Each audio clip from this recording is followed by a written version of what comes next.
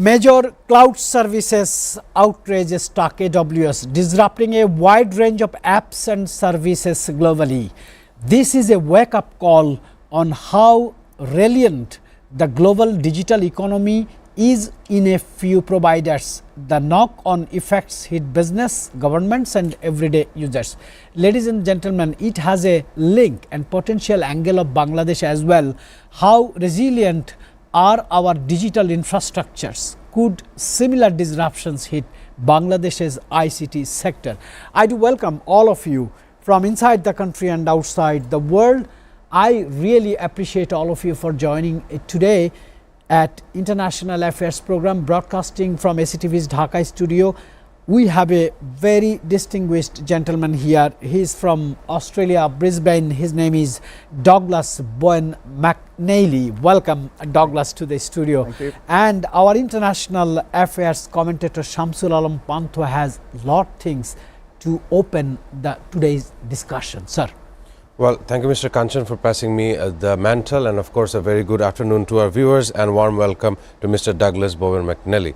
Let me begin by saying what you were picking out on. A worldwide app shutdown is in effect, and it has affected apps such as Zoom, Snapchat, Amazon and web services, which is why we are having some kind of difficulty connecting with our international correspondents on this program. And across from that, earlier this week we see petty theft going on in the Louvre, a museum in France, which is supposedly to have the best security in the world.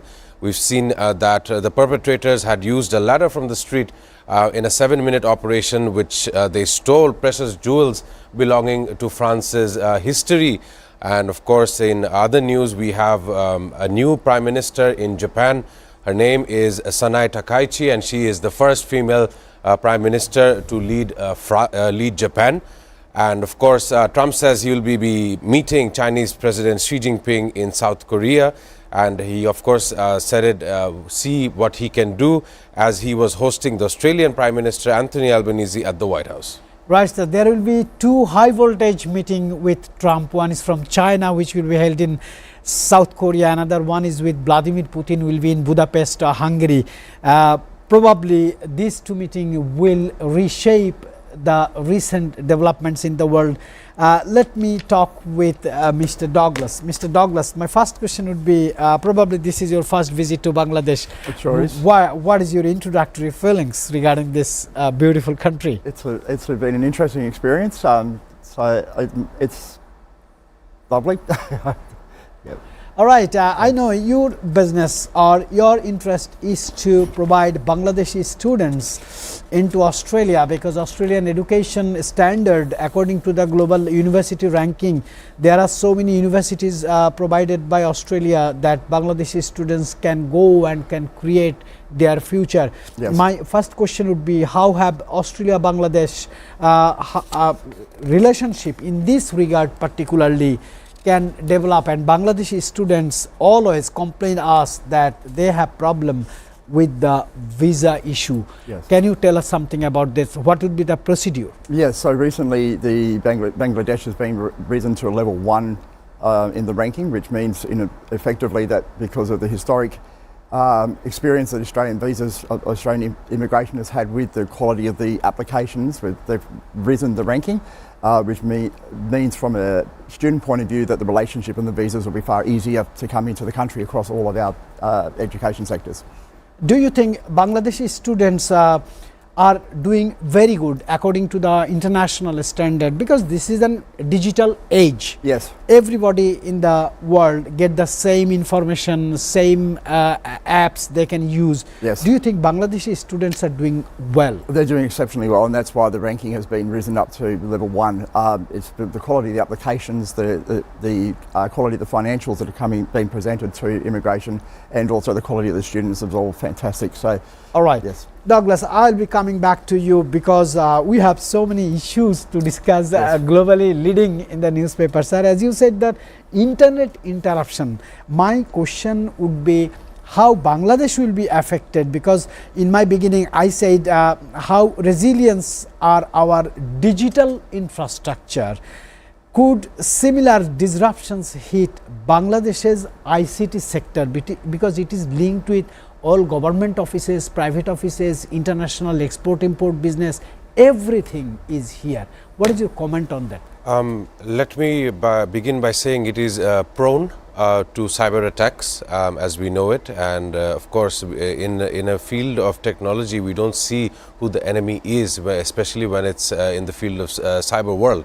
But there have been past instances of various governmental organizations coming under attack and by cyber threats as well.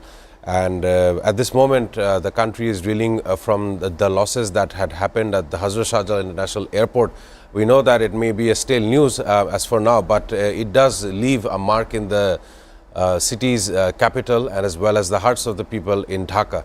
And we know that over $1 billion of damage is to be estimated. This figure is now estimated, and as of this morning we understand that the insurance behind such a tragedy would not cover the damages that have occurred in the Hazrat Shah Jalal. But coming back to your original question, we know that in the field technology offers convenience, but then when that technology is hampered like we see today, whereas Norman Flood Barnes would have joined us through Zoom, he's not being able to do so because of this outage, and how long this outage will last is a matter of question. Sir, one more question I just want to do. What vulnerabilities in global cloud infrastructure does this outrage exposed? Well, data is being maneuvered here, whether it be on cloud based services, if not on hard drives physically. But once again, I would like to reiterate the fact that this worldwide app shutdown is not only affecting individual users who use these apps for their daily convenience, but also in various professions like we see here today. We are not being able to connect through Zoom, and of course that does affect us as a business. And so far, I'm very aware that your all business is almost IT based, connectivity based. Yes. You have business all around the country, even outside the country. So you are also facing problem in operating systems, right, sir? To some extent, yes. The more dependent we become on technology, I think it opens up to far unseen risks that we might have to face in the coming days. Right, sir. When I'll be back, I'll ask you one question. Should government push for more diversified cloud strategies? Because this is a lesson, big lesson in this stage. I want to again come to Douglas. Douglas, what are the key factors Bangladeshi students should consider when choosing an Australian university, rankings, locations and post-study opportunities? Because young generation are more into Western countries like America, Canada, Europe. Australia, I found myself a little bit less interest. What is your points to make an argument to make students more interested about Australian universities? So Australia, they need to consider the cost of living, they need to consider the multiculturalism. Australia offers both of those things in spades. So they can study in the big cities, they can study in the rural towns, which obviously influences the cost of living. We have, as I said, very multicultural society, so everybody's welcome and everybody's treated fairly and with respect in Australia. Yeah, and great weather. So, do you find the students from Bangladesh get their subjects according to their desire in Australian university? Because Australian university has diversified curriculums. Yeah, look, I think if a student has a clear plan of what they're wanting to achieve, then they can achieve it within the Australian university and vocational education sectors, as well as success as ongoing career as well. Australia has opportunity in all of our states and cities. It's a very opportunistic place. There's work for everybody. So if the student's committed and has a focus and motivation, then they can achieve success anywhere. All right, Douglas, I appreciate your presence in this studio, but I have to discuss the global leading news with our international affairs commentator Shamsul Alam Pantho, who is deeply studying on the latest developments. He is following most of the news channels, news portals, outlets regarding this. Sir, I said I will ask you one question. Should government push for more diversified cloud strategies? Because this is a big push already, big problem already. If we were talking about Bangladesh and in comparison to the other countries that are more developed than us, of course they have a better infrastructure of data security and how to store data, and of course security in the terms that data can't be breached. But if you come back to Bangladesh, you look at the MFS system, we have Bikash, we have Rocket, we have Nagad. These are systems that move around people's value in through their apps. So if any instances these apps were to be shut off, it would cause a widespread panic amongst the consumers in locally here. But of course we should once again focus on how to implement technology for the betterment of the 200 million people that live in Bangladesh. And as a side to this, in addition, I would also say that today I was looking at the news in which our internet export or bandwidth export may be halted by one of our neighbors. Neighboring India may be halting the export of bandwidth from Bangladesh. So this is a news that I saw earlier today. So of course this is quite important in understanding how much of this technological or how much of convenience we can reap from the advancements in technology. After your statement, one question is coming very directly. Are developing countries like Bangladesh significantly prepared for large scale digital disruptions?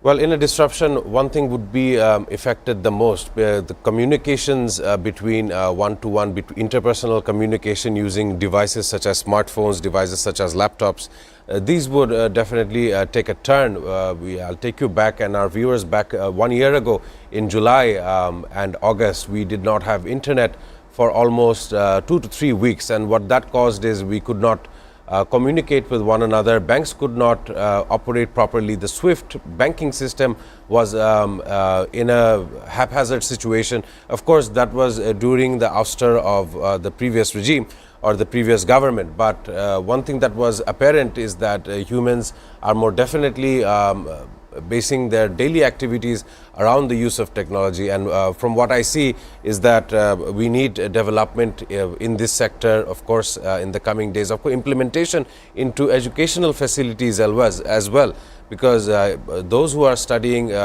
right now in schools and of course in tertiary education, they should understand the use of technology as well as the use of artificial intelligence, which has become a menace. This is also communicated by the SEC, the person who is in charge of the election directory. Right, sir. Very smart answer. I really liked the very depth analysis you are doing. But one thing I would like to know, I'm very curious, those company who has made billions of dollars by providing us technology, what would be their fate? How will this event influence regulation, a big tech or cloud providers worldwide? You know the name of many companies who are in problem.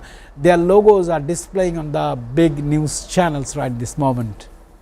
Especially it would be affecting Amazon as a whole. We know that Amazon is a to Z delivery organization for consumer retail, and not only in the US but also around the globe. And right now I see and the news is telling me that because of this web services shutdown, they had affected millions of people's deliveries across the globe. And at this moment I realize that dependency of people on technology is what is really hampering during this global worldwide shutdown. Sir, my last question regarding this issue, because I will take you to the US-Russia summit and the Ukraine war fate. My last question would be, what are the economic cost for such outrage, both direct and indirect? I don't want the exact figure. I just want to know from your perspective that economic impact will be huge, right, sir? Well, the value for money is the question here. People go shopping online. Previously, if you look in the era that has passed, when we used to think about shopping, it would be going into a building, probably looking after a consumer good and then purchasing it and then coming back home. And this era, we see people in the convenience of their homes without going outside. They're purchasing products online. And what the difference that causes is right now during this shutdown of worldwide app shutdown, what will happen is if you may already have pending orders, it may be disrupted. The value for your money would be gone down. So these are the important facts given this worldwide shutdown that's ongoing? So let's think, due to war, last 4 years world economy is gradually going to slow down. Country like China is facing slowdown, Japan is facing slowdown, America is facing slowdown. And after this kind of disruptions will bring recession in the world. So many commentators are saying. I'll take you to the US-Russia summit and Ukraine warfare, but before that I want to do a question to our guest, Mr. Douglas. How do the admission and visa process for Bangladeshi students, I'm talking about only for the Bangladeshi students, differ between undergraduate and postgraduate programs in Australia? So there's not a lot of difference between those two processes now that the level 1 has been awarded to Bangladesh. It means that the entry process, because of the historic good presentation of applications, it will be equal for all Bangladeshi applications, whether it's postgraduate or undergraduate. It'll all be easier and smoother for this period until while we've got the ranking 1 or level 1 ranking. Do you have any plan to come to Bangladesh to do orientations for the Bangladeshi students to prepare themselves to apply for the Australian universities? We have relationships and partnerships with agents here in Bangladesh, very close relationships where we can achieve that same sort of outcome by sharing knowledge and sharing information across between the two parties. But if that was a requirement or an opportunity, then most definitely we would come back and take that opportunity up. Yeah, I wish all the best for the Bangladeshi youngsters, Bangladeshi Gen Z generation. I personally like they should go to foreign country for education in world ranking universities. But I have to come to Shamsul Alam Pantho, SATV's and Bangladesh's first international affairs professional commentator. Sir, a summit between Donald Trump and Vladimir Putin is being prepared in Budapest, Hungary to address the war in Ukraine. The US urged Volodymyr Zelensky to accept Russia's terms, which raised huge questions. My first question would be, in your view, what would be the strategic consequences if Ukraine accepted Russia's territorial demands?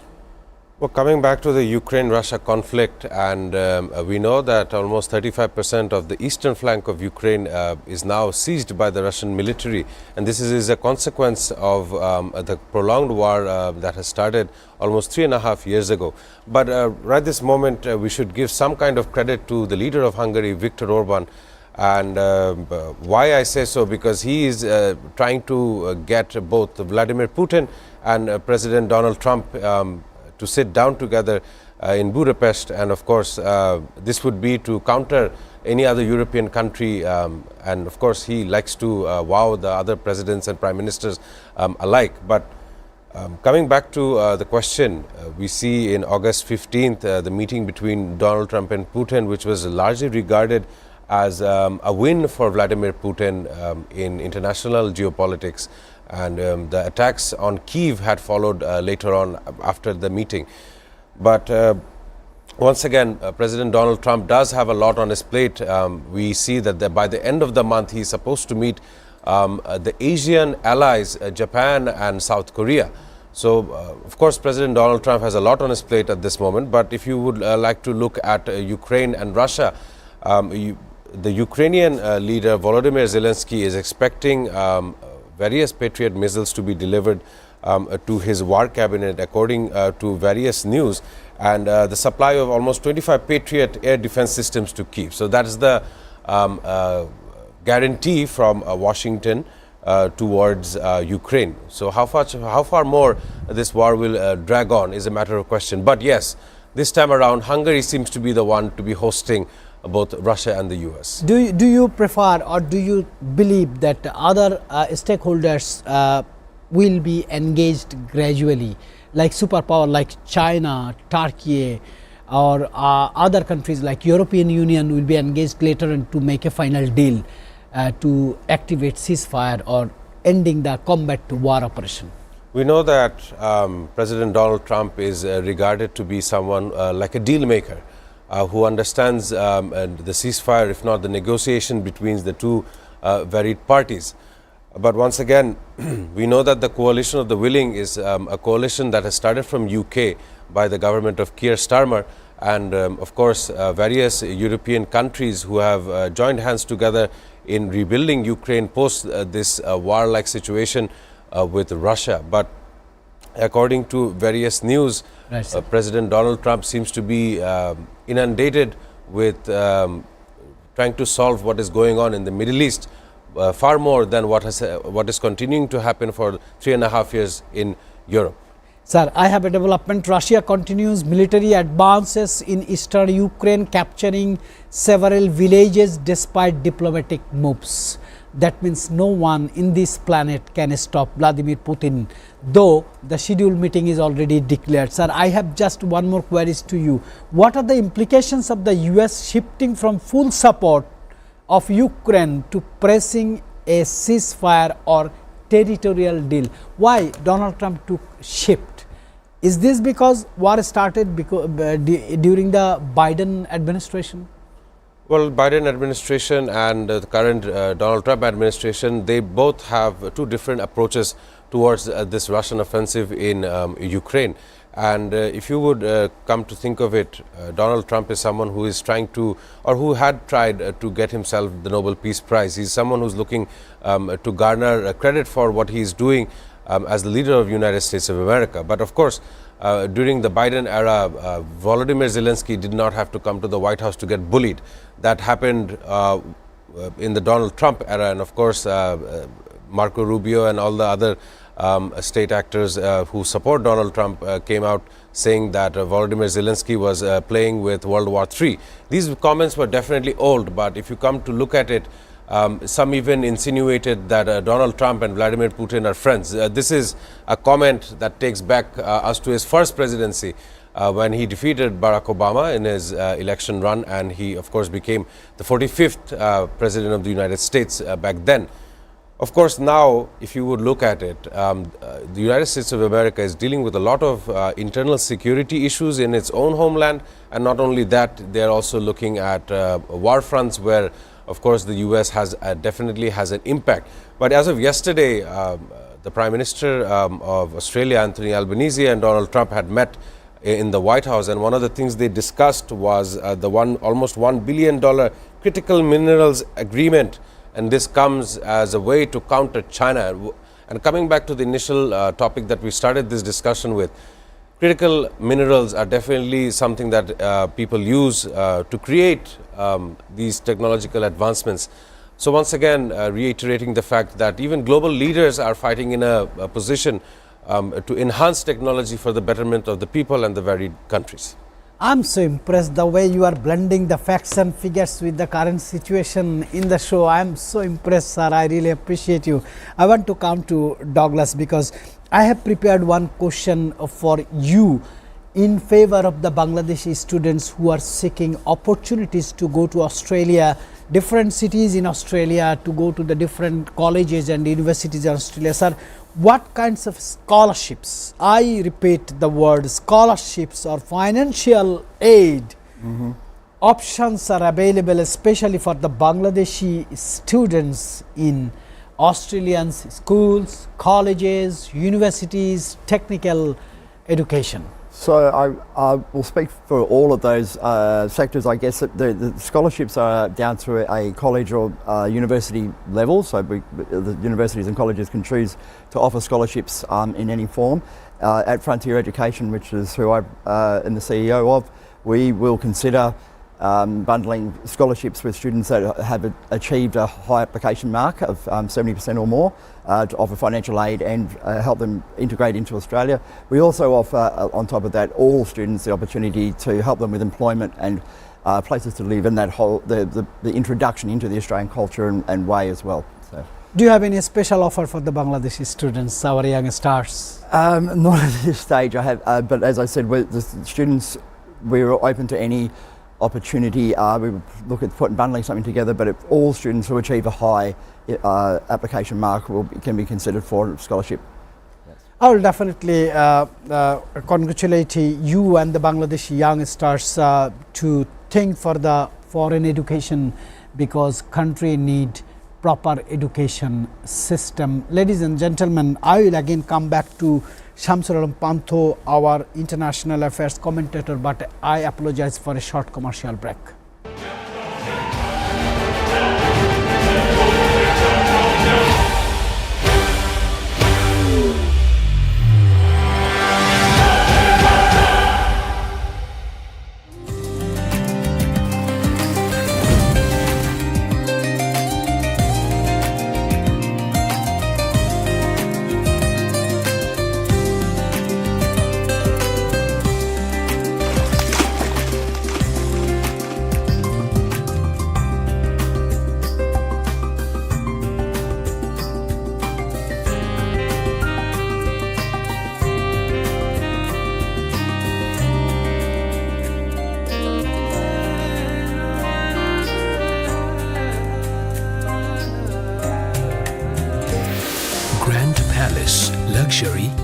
Dhaka.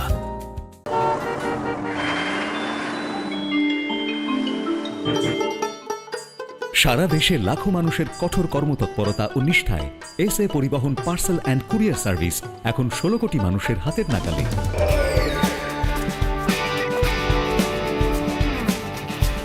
দীর্ঘ 30 বছর ধরে বিশ্বস্ততা ও দ্রুততার সাথে সেবা দেওয়ায় গ্রাহক সেবায় এখন শীর্ষে। বাংলাদেশে গ্রাহক সেবার সাফল্যের পর এসএ পরিবহন পার্সেল অ্যান্ড কুরিয়ার সার্ভিস এখন বিশ্ব বাণিজ্য কেন্দ্র সিঙ্গাপুরে। আপনার যে কোনো পণ্য সিঙ্গাপুর থেকে বাংলাদেশে বুকিংয়ের জন্য যোগাযোগ করুন। এসএ পরিবহন private limited, logistics parcel and courier service, 22 Roberts lane, Singapore 218302। Phone 0065 629 24900।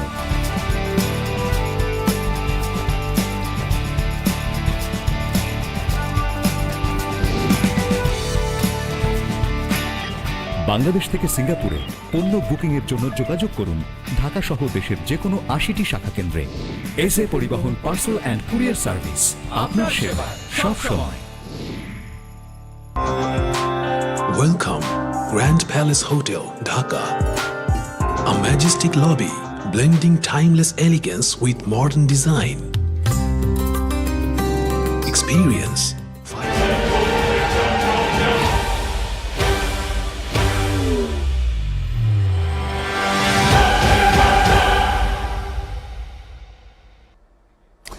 Welcome back, ladies and gentlemen. As I said, the US-Russia summit and the fate of Ukraine war is in the top ranking of the news status right this moment worldwide, especially in Western countries, North American zone, in Asia as well.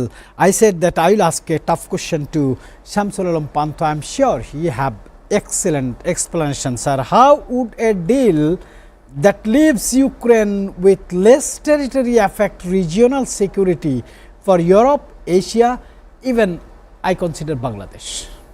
Well, if one can consider what has taken place in the better half of the 3.5 years, we see a global superpower taking on a country which is not even 1/10 of its size. I'm talking about Ukraine. And what happened was, back then in 2022, we were sitting here discussing what this war had meant. Ever since then, the world has not taken a very direct conventional route. It has become very unconventional, to say the least. Ever since then, we see border disputes breaking out between various communities. We see Pakistan and India going on head to head. We see territorial disputes in Middle East, especially Lebanon, Syria, and of course Israel and Iran as well. Let me mention Iran today.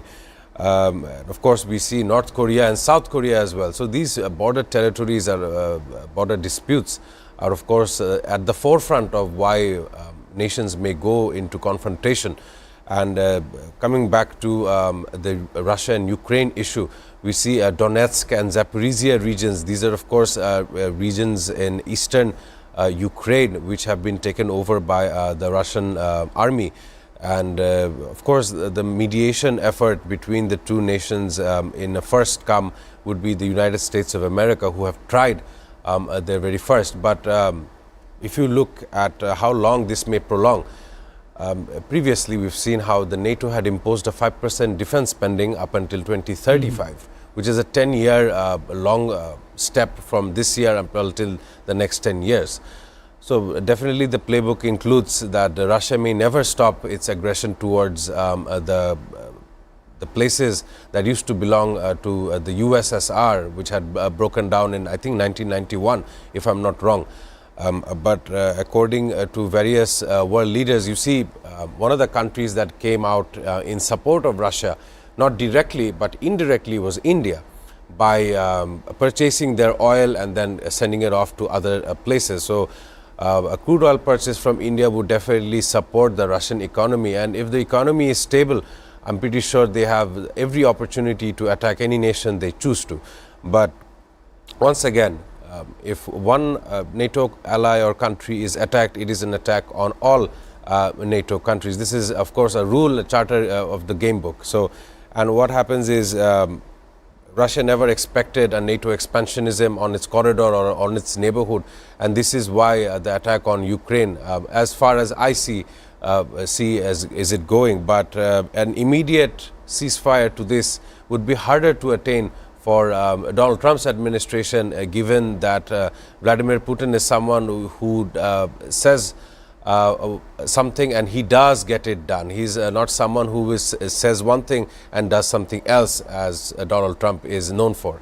Right, sir. Your statement is pushing me to ask you a question about the durability of this peace. Question is like that: how credible is the prospect of a durable peace deal between Russia and Ukraine right now? What are the main obstacles? Because I still remember you are still confused on Israel-Hamas deal. You said it a fragile ceasefire. The word ceasefire is in very high demand this year, compared to other years, because even in our neighborhood we see India, Pakistan fighting one another, and then a ceasefire comes through. One side says it's due to American push towards America is trying to use trade as a reason for a ceasefire, while India says that it was no one else, but then Pakistan had stopped to attack or something similar. So the narratives in the 21st century is at question here. But Donald Trump has effectively made sure in the last 10 months of his presidency that he effectively stopping various conflicts around the globe. One of them does include Azerbaijan and Armenia, which was successfully done. The two parties had called for a ceasefire, and it's still holding. So this is one of the success stories of US President Donald Trump. But one of the failure stories does remain how to fend off Vladimir Putin's attack on eastern Ukraine, and whether or not it will become a demilitarized zone in the future is the question right now. Excellent, sir. I want to go to Douglas for a question which is raising in my mind. How do Australian degrees help Bangladeshi graduates compete in global and local job markets after returning home or staying abroad? Yeah, so all of the Australian degrees and vocational education qualifications are recognised around the world. So they're at the same world standing as the UK or America, which means that the outcome of the qualification or university degree will put the Bangladeshi students at the same level of opportunity internationally and domestically.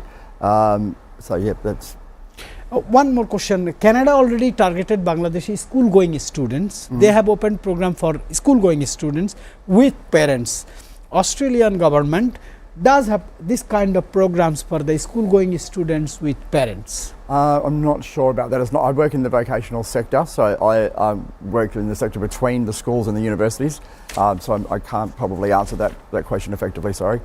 Yeah, I understand. You are very particular on your issues, sir. We have to look at the Middle East hostage deal and Gaza conflict dynamics, because still blame game is going on between these two parties. Israel is blaming Hamas.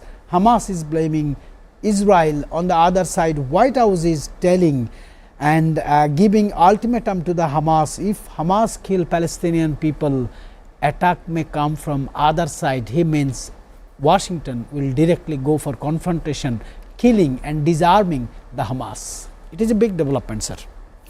It is quite the big development. If you talk about Middle East, I would like to give our viewers and of course our guest here as well a development regarding the Middle East. The Israeli Army IDF on Monday delivered 6 demolition notices for Palestinian homes, water wells and agricultural facilities in the village of Asfi in southern of Hebron in the occupied West Bank. So this is another one of those aggravated issues. But my question is why? Why IDF is giving notice? Because ceasefire deal already done.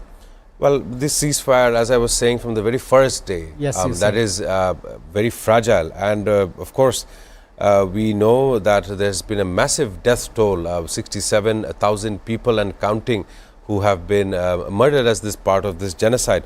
But coming back to how it had happened, we know the special envoy to the Middle East, Steve Witkoff, is someone who had not only dealt Middle Eastern issues but as well as issues pertaining to the Russian aggression in Ukraine. So the movement of US Special Envoy and of course Donald Trump's son-in-law Jared Kushner towards Israel is to once again signifies how United States of America has unfaltering support for the Israel and its Israeli administration. But as of now, the hostage situation is one that should be given priority. Of course, Hamas is trying to hand over hostages, whether alive or if not, towards Israel. And Israel, on the other hand, is releasing Palestinian people who have been captured due to the war between the two parts. But once again, what is the meaning of all this? The international community wants to push forward a two-state solution, something that is a relic in my understanding. It is definitely not being implemented in any way. The mediating countries such as Egypt and Qatar think that the two-state solution is so far-fetched because the aggression that Israel has shown, of course, has a negative impact towards Middle East. And one cannot always comment by saying that is the silence of the Arab nations. We've seen how Qatar was attacked last month, and we see how the Sharm el-Sheikh declaration came about in Egypt. And Donald Trump and his worldwide friends, leaders who are friends, had met here in Egypt to understand what this ceasefire would do. But no such massive scale conquest or no such attack is being done by Israel, and that is definitely due to Donald Trump's hand into this matter. All right, sir. I was watching GB News, Great Britain News this morning, their live coverage. One Palestinian journalist and one Jordanian journalist joined that program. They said to the host, write it down that Israel or IDF or East intelligence will do some incidents inside Israel and they will attack one by one. They mentioned the name Houthi in Yemen. They will go for Hezbollah in Lebanon. They will attack Iraq for Iraqi militias, and there will be chances even to attack further in Iran. These two journalists are strongly claiming. As an international affairs commentator, you have a keen watch on that. What do you think? Do you agree this opinion, or you also assuming such Israeli aggression in entire Middle East? Because they have attacked 6 countries in 1 month. Well, I am only a commentator. I am not a mythic to understand what lies in the future coming days. But if you look at the Israel-Iran war that happened, the 12-day war, we see the loss of life being more on the Iran side. And the generals were killed of the IRGC, and that had strengthened the nationalistic values of Iran post the war. And at this moment, there were gossip, if not small talk, table talk, side talk, regarding the second aggression or second time when Israel and Iran would go head to head. And you know, the international community, including the International Atomic Energy Agency, who were in charge of Iran's nuclear capacities or capabilities, those bunker busting bombs did do some damage to various nuclear sites in Iran. But how far this damage has occurred and whether it was extensive, there is no record of these details. But if you look at the Middle East, it is now going through a very transitional phase. There is a US maneuvered ceasefire that is playing out, mediators such as Qatar, mediators such as Egypt, and of course Turkey, who is not a mediator but does play an important fact into Middle Eastern regions. These countries have a liability towards the people of Gaza, the Palestinians, and Gaza in whole, as they have taken the mantle to become the bridge between Gaza and the entire world. And how much so they will have a contributory factor into the leadership of Gaza in the coming days is a matter to be seen. I have a very favorite commentator in Al Jazeera, Marwan Bashari. Today I am getting a smell of Marwan Bashari in my studio. I am so proud of you, sir. I want to go to Douglas. Douglas, how do Australian degrees help Bangladeshi graduates compete global and local job markets after returning home and abroad? I asked you this question, but yes, my question is, can you facilitate or can you given more quotas to the Bangladeshi country, Bangladeshi students, because Bangladesh is hugely populated, a small country with 200 million peoples. Our upcoming generations is so intelligent, so smart, so talented. Why not Australian government is considering Bangladesh as a development partner? Again, I probably can't answer that because it's probably more political than educational.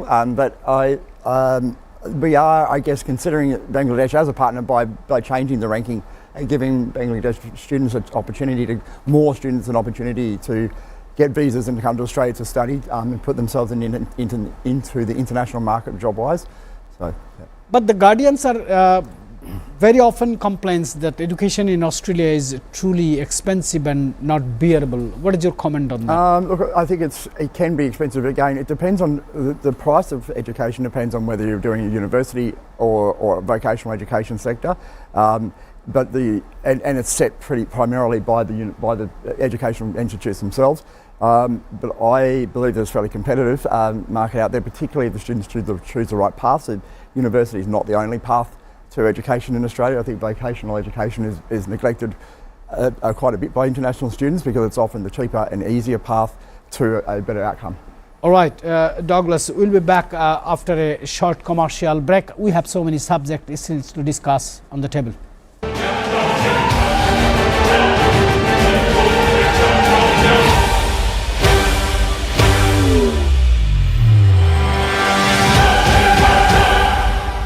Comfort in suites and rooms.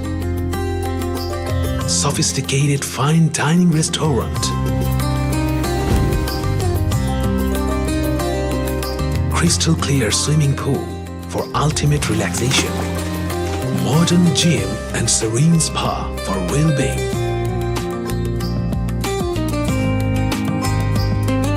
Perfect venue for corporate events, weddings and parties. Seamless and secured. Elegant and eye-catching design. Indulge, relax, discover the first 5-star chain hotels in Bangladesh. Grand Palace Hotel Dhaka, 22 Kakrail, Dhaka, Bangladesh. Welcome to Grand Club at Mirpur 10 Dhaka.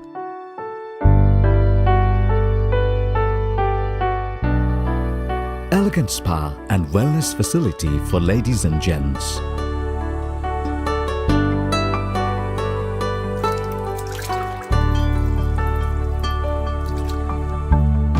Play pool and snooker in international standard billiard zone.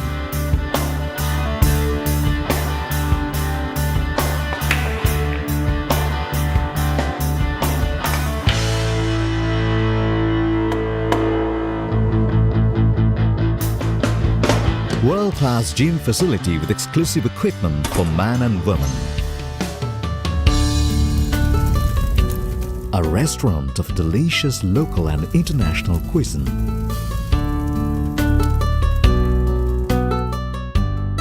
Fully air-conditioned building with spacious banquet, car lift, sky view rooftop restaurant, all in one.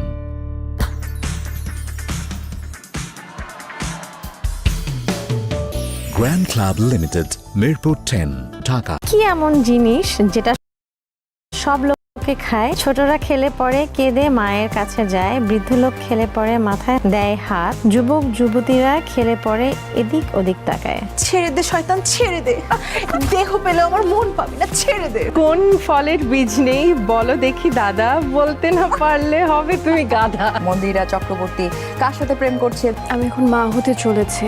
চিনেছি তোমারে।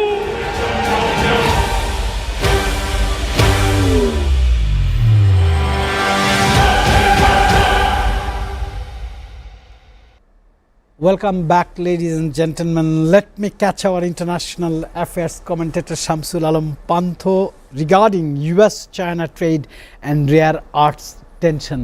Sir, it's a new term, rare earths tension. World is going to face so many things new, right? And what is that exactly? I just want to know on behalf of my very respected audience. Thank you once again giving me a chance to comment on the fact of rare earths. Lithium ion is one of those rare earths that we use not only in cell phones but in other industrial uses, appliances.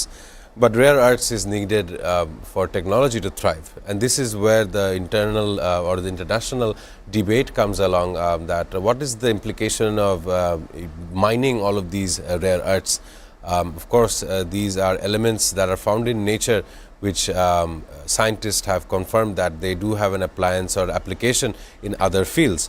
But once again, it's one of those topics where United States of America and countries such as China are fighting over to understand how far more can they use this for the daily appliances, whether or not this is another one of those markets which can be expanded for the benefit of the various economies.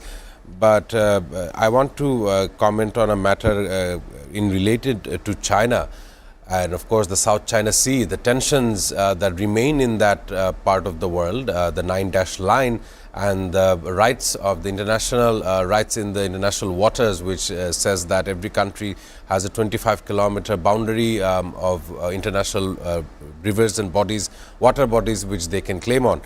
On Monday, meaning yesterday, Australia's claims on unsafe aerial interaction over the South China Sea, saying it expelled an Australian aircraft that illegally intruded China's airspace. So right now, this is a matter to be seen, a matter of discussion between the varied parties. But once again, if you come back to the rare earths and minerals question that you put to me, it's quite important as we understand a tech giant. I'll give you an example. NVIDIA, who is a graphic processing unit company who has now veered off into the fields of artificial intelligence. All of this thrives on the raw materials that is required to run such a business. And these businesses, raw material comes back to that point of rare earths.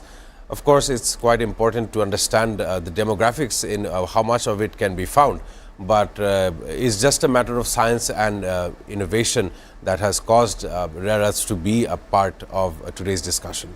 Sir, when I'll come back to you after Douglas, I'll ask you one question. So I have very curiosity and interest on that.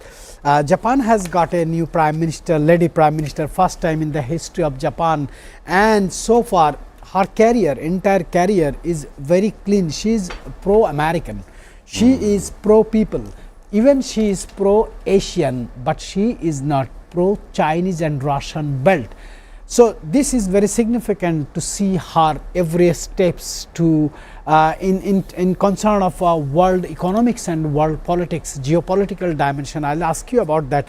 But before that, I want to talk with Douglas. Douglas, what cultural, social or academic challenges do Bangladeshi students typically face while in Australia? Yeah, so as I said before, Australia is a very multicultural society in every respect. We have people from all over the world have settled in Australia and for many decades now, so it means that the culture or the acceptance of people from international countries is great. People can live a safe and comfortable life in Australia, so I don't see a lot of challenges specifically for Bangladeshi students. Australia is just generally a very multicultural, welcoming country. Last question I want to ask, how can the Bangladeshi students who have interest or plan to go for higher education in Australian university? I know it's a huge country, yes, a huge number of universities, colleges are there, and the government subsidize their education business, yes, to prepare themselves for upcoming challenges. Yeah, I think the best plan of attack is to contact the universities that they're interested in joining, talking to their agents. The agents are very familiar generally with the environments and the locations, so the difference between the cities and the rural and what they can expect as far as lifestyle is concerned and challenges. So the agents are definitely across that, but we're always welcome calls and questions from potential students as well to help them through that. And then there's a lot of websites that they can go to, like Study Cairns, Study Australia and things like that, which will give a nice overview of challenges within the regions as well. Do you advise to the government or semi-government organizations or private sector or private school and colleges to give huge emphasis on the language, English, because ultimately this is world's #1 language, and without English students will not get good chances in good universities? What is your comment? Yeah, agreed. So there are requirements as far as the visa is concerned to have a standard of English before they come, before the visa will be accepted and before they can be international students anyway. But yes, there does need to be a relative level of English to make life easier for the student. One, in the understanding of what the course and the content they're learning, but also just for being able to make their way through society and life in Australia as well. It is definitely an English-speaking country, but you know, and we're very used to foreign speaking students and things like that, but the level of English needs to be that they can communicate to a certain extent. Douglas, huge thanks to you. We are running out of time, but I have to do one question, as I say to our international affairs commentators, are Japan's new dimension in geopolitics, new economics, and Eastern Asian politics as well.